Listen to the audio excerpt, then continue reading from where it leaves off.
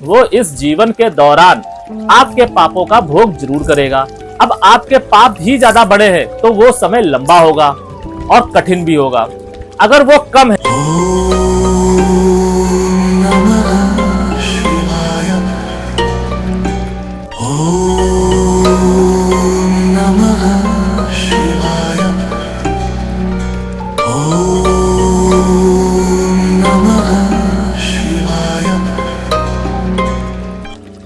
शरणम।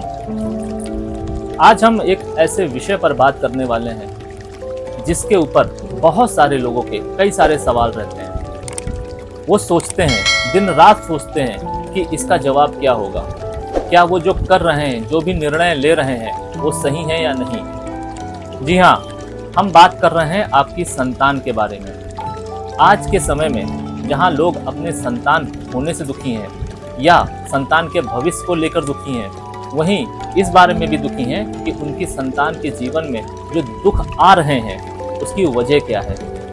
आपकी संतान क्यों दुखी है? आपकी संतान पुण्य भोगने आई है या आपके कर्मों का फल भोगने आई है, अर्थात वो आपके पाप को भोगने आई है।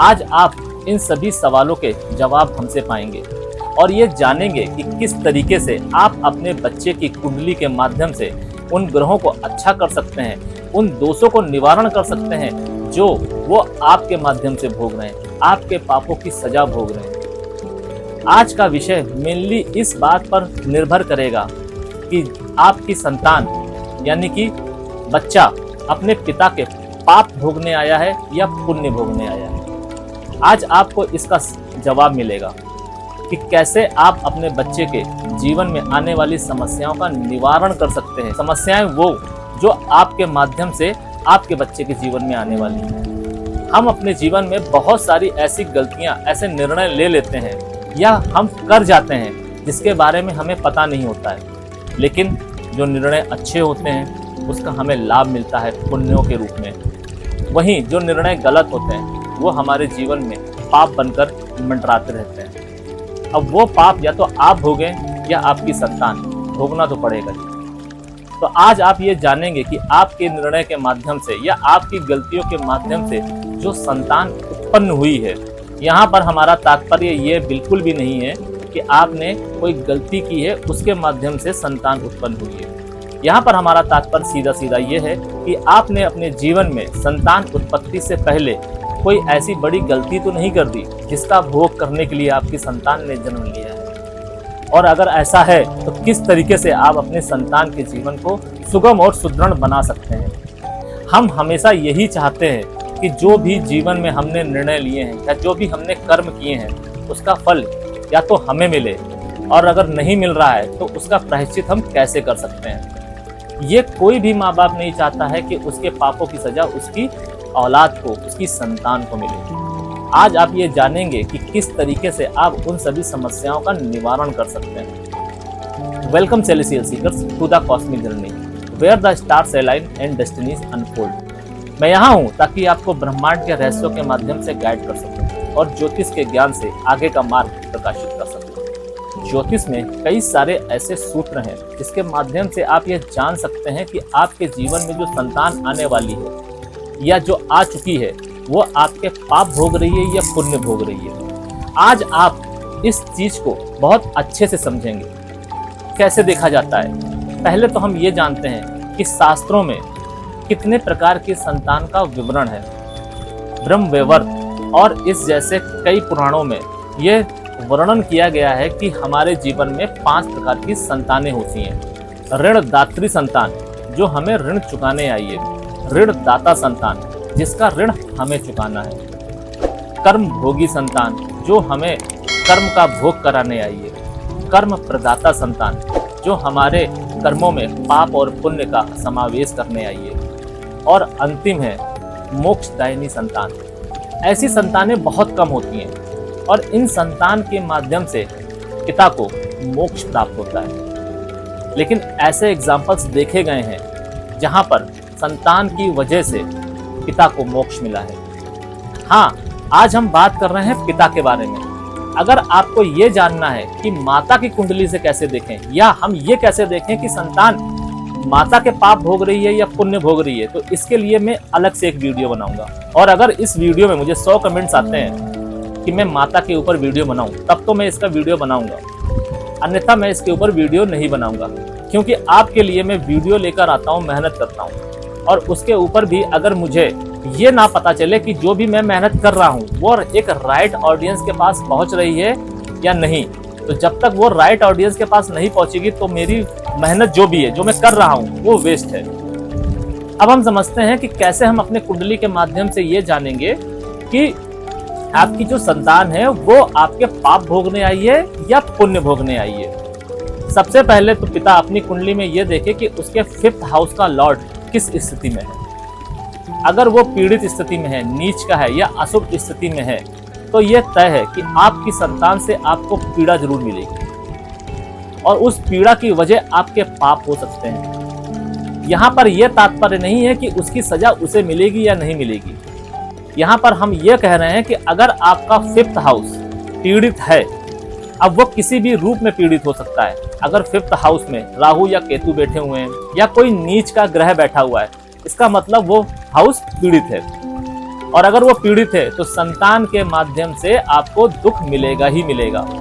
अब वो दुख कई प्रकार का हो सकता है, जैसे संतान उत्पत्ति में आपको विलंब होगा, या संतान होगी ही नहीं, या फिर संतान होने के बाद आपको मृत्यु तुल्य कष्ट मिलेंगे।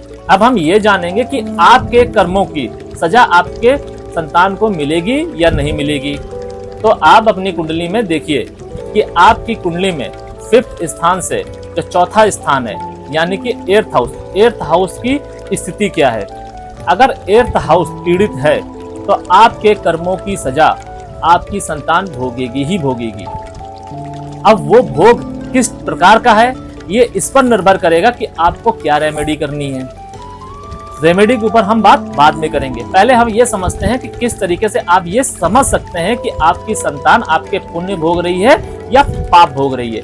वहीं अगर आपकी कुंडली में आपका 8th हाउस पॉजिटिवली एक्टिवेटेड है तो आपकी संतान आपके पुण्य को ही भोग करेगी। इसके अलावा आप ये देख सकते हैं कि आपकी संतान की कुंडली में 6th हाउस का लॉर्ड की स्थिति क्या है और 6th हाउस में कौन सा प्लैनेट बैठा है। अगर वहां पर क्रूर प्लैनेट बैठे हैं या पाप ग्रह बैठे हैं, जैसे राहु, केतु, शनि, मंगल या सूर्यदेव बैठे हैं, तो ये सीधा सीधा इंडिकेशन है कि आपकी संतान को आपके पापों की सजा जरूर मिलेगी। अब सवाल यहाँ पर यह भी उठता है, बहुत सारे लोग कहेंगे कि 6ठे भाव में पाप ग्रह होते हैं, राहु, केतु, मंगल या सूर्यदेव, तो ये अच्छा होता है। अच्छा होता है, लेकिन हम यहाँ बात कर रहे हैं क्या वो आपके पाप भोगेगा या नहीं भोगेगा। आपकी कुंडली में 12 भाव होते हैं। 12 भाव में किसी भी भाव में कोई भी ग्रह चाहे कितनी ही शुभ स्थिति में क्यों ना बैठा हो, वो उस भाव से रिलेटेड 100% शुभ रिजल्ट नहीं देगा। 99% शुभ रिजल्ट दे सकता है, लेकिन वो 1% किस क्राइटेरिया में गलत रिजल्ट देगा वो आपको नहीं पता है। इसीलिए मैं यहाँ पर बात कर रहा हूँ कि जो भी आपके जीवन में 6th हाउस से रिलेटेड आने वाला है या आपके बच्चे के जीवन में आने वाला है, जैसे कि कंपटीशन से रिलेटेड, कर्ज से रिलेटेड, उसको फायदा होगा। लेकिन हम यहाँ बात कर रहे हैं जो आपने पाप किए उसका जीवन 10 साल, 20 साल, 50 साल, 100 साल, जितना भी लंबा हो, वो इस जीवन के दौरान आपके पापों का भोग जरूर करेगा। अब आपके पाप ही ज्यादा बड़े हैं तो वो समय लंबा होगा और कठिन भी होगा। अगर वो कम है, सूक्ष्म है, तो ये समय पता नहीं चलेगा, क्योंकि हम जब कोई पाप करते हैं तो हम उसका हिसाब नहीं रख पाते हैं। वहीं जब हम पुण्य करते हैं तो हम उसके बारे में सोचते हैं, आज हमने ये पूजा कर ली, तो हम वेट करते हैं कि हमें इस पूजा का फल क्यों नहीं मिला अब तक, भगवान मेरी सुनता ही नहीं। हम भगवान को दोष देते हैं। नहीं, आपको ये समझना चाहिए कि आपने अपने निर्णय के माध्यम से अपने जीवन में कितने ब्लॉकेज क्रिएट करके रखे हैं। आप अपने जीवन में जो भी निर्णय लेते हैं वही निर्णय आपके पाप का मार्ग तय करते हैं और आपके पुण्यों का भी मार्ग तय करते हैं। अब वो कैसे होता है, इसको समझना है तो आप ऐसे समझिए कि आप अपने आप को अपने जीवन में न्यूट्रल रखिए। भूल जाइए कि आपकी कोई फैमिली है, आपके कोई दोस्त हैं, कोई भी रिलेशन आपका खास है, उसको भूल जाइए। अगर आपके जीवन में किसी का कोई रिलेशन आपके जीवन को प्रभावित कर रहा है या आपके निर्णय के माध्यम से आपका जीवन और उन सब का जीवन प्रभावित हो रहा है, या फिर अगर आपका ही जीवन सुगम और सरल हो रहा है, बाकियों का प्रभावित हो रहा है, तब तो चलो ठीक है कुछ हद तक। लेकिन आपको इस बात का जरा भी अंदाजा नहीं है कि आपका भी जीवन उसमें बर्बाद हो रहा है, तब आपको पता ही नहीं है कि आपने कितना बड़ा पाप कर लिया है। और इस पाप की भोग के लिए जो पथ निर्धारित है, उस पथ में ना आप चल पाएंगे और ना आपकी संतान चल पाएगी, क्योंकि वो भोग भी आपको ही करना होगा। हमारे जीवन में जो प्रॉब्लम आती है, जो समस्याएं आती हैं, उसको कहीं ना कहीं किसी ना किसी तरीके से हम सह लेते हैं। बहुत सारी समस्याएं ऐसी होती हैं जो हम अपने घर वालों को या अपने साथी को नहीं बताते हैं, लेकिन जो संतान के जीवन में समस्याएं आती हैं उसको आप सह नहीं पाते हैं। इसीलिए लोग कहते हैं कि संतान जब प्रभावित होती है या संतान के जीवन में जब सुख या दुख आता है, तो माता पिता को अति सुख मिलता है और अति दुख मिलता है।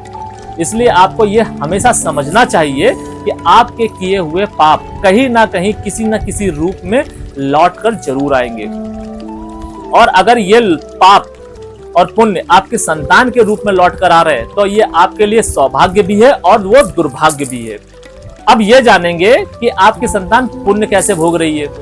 तो अगर 6th हाउस में, मैटर ये नहीं करता है कि आपकी कुंडली किस लग्न की है और 6th हाउस में कौन सी राशि आ रही है, कोई भी हो, अगर 6th हाउस में आपका कोई भी सौम्य ग्रह है या शुभ ग्रह है, जैसे कि चंद्र, शुक्र, बृहस्पति या फिर बुध, इस तरीके के कोई भी ग्रह हैं, तो आपकी संतान आपके पुण्यों का भोग करने वाली है, आपके पाप का भोग नहीं करेगी।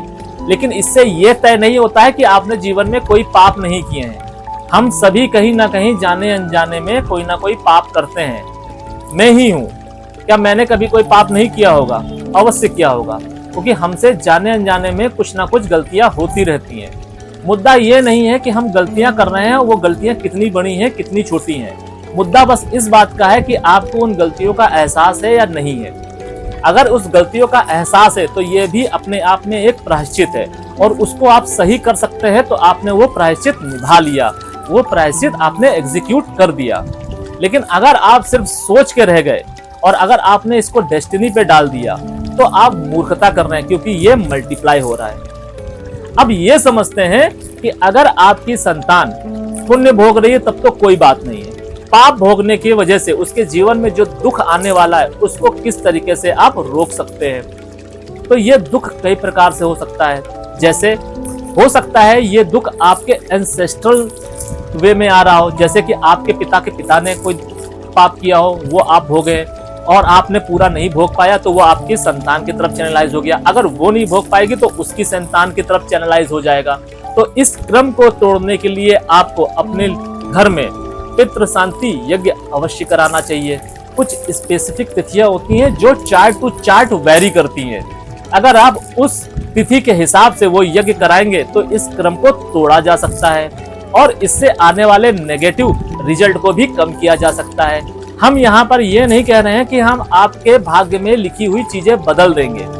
हम यहाँ पर ये कह रहे हैं कि आपके जीवन में अगर कुछ भी अच्छा लिखा है तो वो अच्छे का आप भोग कर पाएंगे या नहीं कर पाएंगे, उसका मार्ग मैं सशक्त कर सकता हूँ। वो कैसे होगा? वो ऐसे होगा कि हमारे जीवन में जो हमारे दशाएं आती हैं, वो दशाएं अगर अनुकूल हैं तो हम उसका भोग पहले करते हैं, और वो दशाएं अगर अनुकूल नहीं है तो हम पाप का भोग करते हैं। लेकिन वहीं अगर हम इन पापों से मिलने वाली सजा जो भी है उसको हम चैनलाइज कर लेते हैं, तो हम उस सुख को भी भोग पाएंगे अपने जीवन में जो हमारी कुंडली में लिखी हुई है।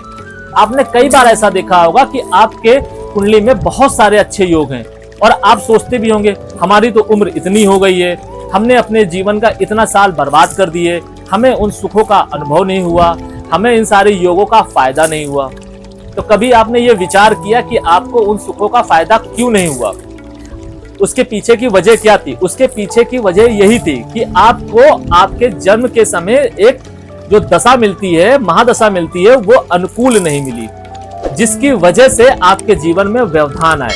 अगर आप उसमें अपने कर्मों को चैनलाइज कर लेते, या आपके जीवन में जो भी पाप ग्रह है या मारक ग्रह है या अशुभ ग्रह है उसकी दशा चल रही है, उससे रिलेटेड अगर आपने कर्मों का चयन कर लिया होता या प्रायश्चित कर लिया होता तो आप उन सुखों को भी भोग लेते, आप उन ग्रहों से भी अच्छे रिजल्ट ले सकने में सक्षम होते, लेकिन आपने ऐसा नहीं किया।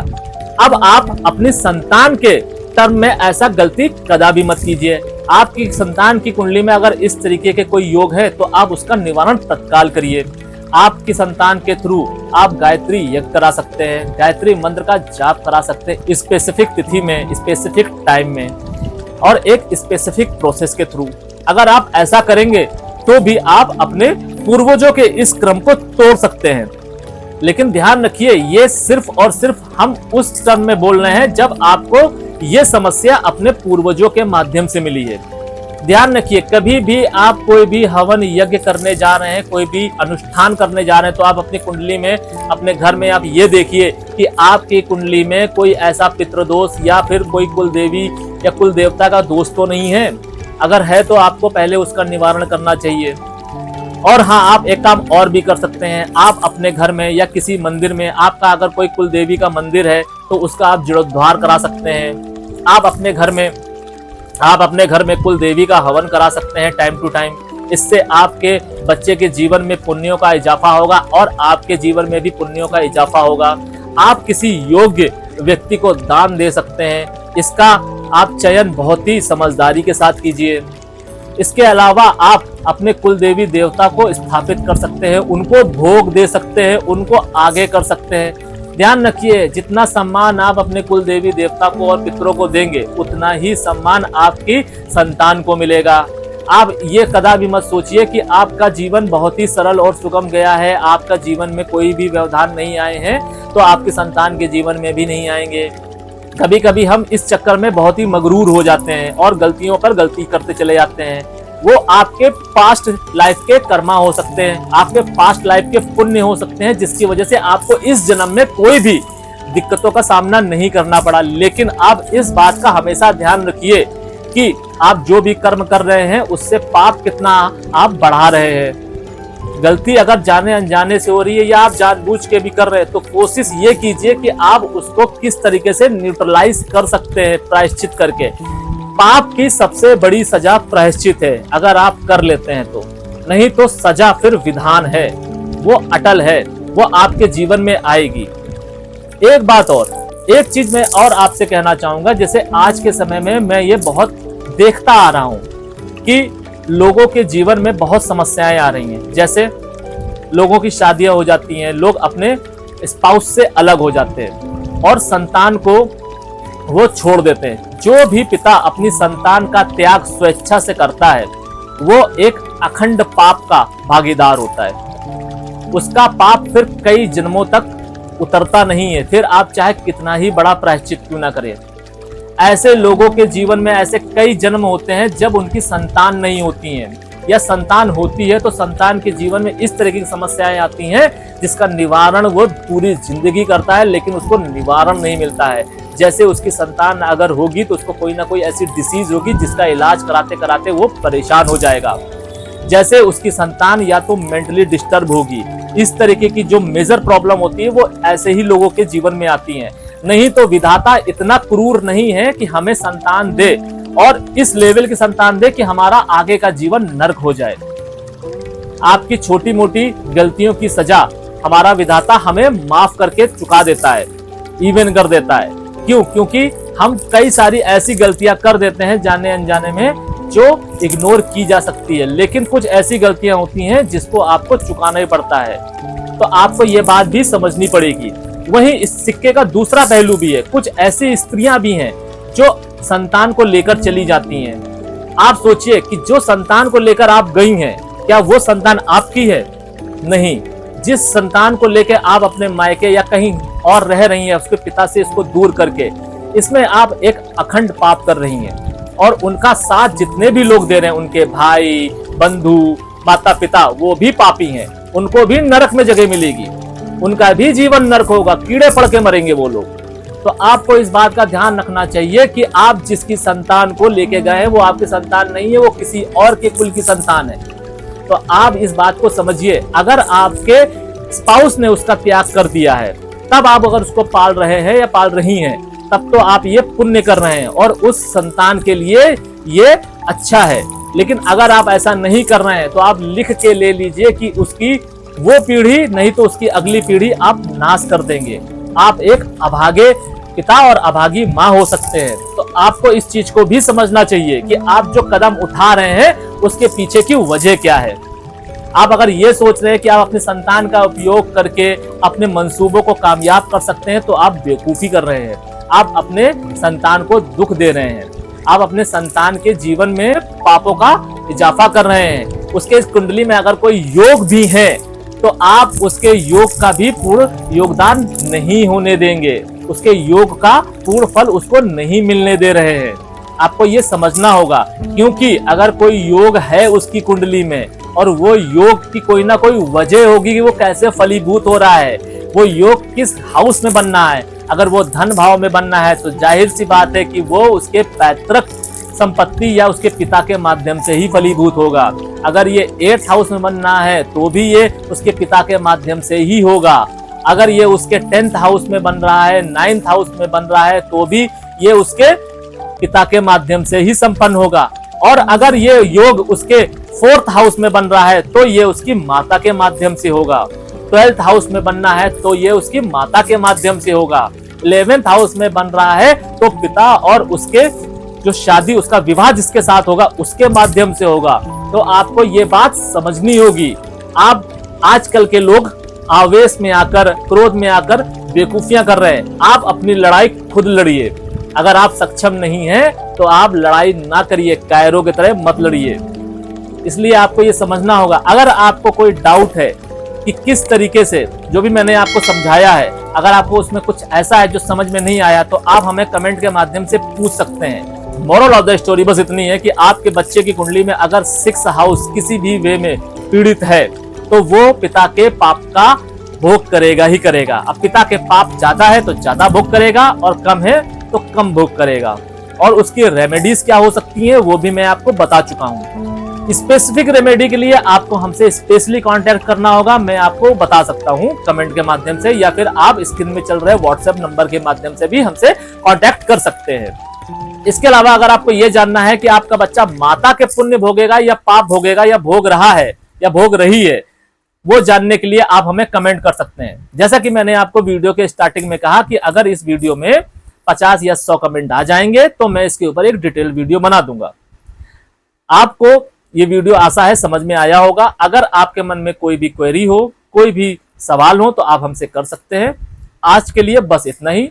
सेलेस्टियल एनर्जीज आपका मार्गदर्शन करें और आपके आने वाले पथ को प्रकाशित करें। शरणम।